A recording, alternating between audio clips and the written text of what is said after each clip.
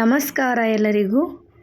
Welcome to our YouTube channel. Dry gobi ಮಾಡುವ ವಿಧಾನ. ಮೊದಲಿಗೆ ಗೋಬಿ ತಗೊಂಡು ನಂತರ ಕಾರ್ನ್ಫ್ಲೋರ್ ಇಟ್ಟು ನಂತರ 3 ಸ್ಪೂನ್ ಕೊತ್ತಂಬರಿ ಪೇಸ್ಟ್, ನಂತರ ಶುಂಠಿ ಬೆಳ್ಳುಳ್ಳಿ ಪೇಸ್ಟ್ 2 ಸ್ಪೂನ್ ಹಾಕಿ, ಇದಾದ ನಂತರ ಅಚ್ಚ ಖಾರದ ಪುಡಿ 2 ಟೇಬಲ್ ಸ್ಪೂನ್,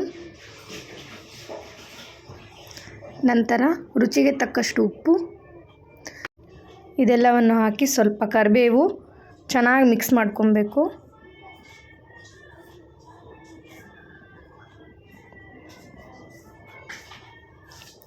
ಗೋಬಿಗೆಲ್ಲ ಅಂಟೋ ಹಾಗೆ ಚೆನ್ನಾಗಿ ಮಿಕ್ಸ್ ಮಾಡಿಕೊಂಡು ನಂತರ ಗೋಬಿ ಮಂಚೂರಿಯನ್ ಪೌಡರ್ ಹಾಕಿ ಮತ್ತೆ ಕಲಿಸಬೇಕು.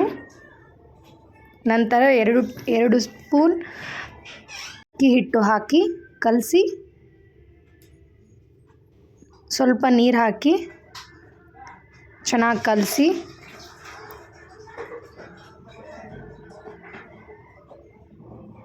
ನಂತರ ಅರ್ಧ ಗಂಟೆ ನೆನೆಯಲು ಬಿಡಬೇಕು.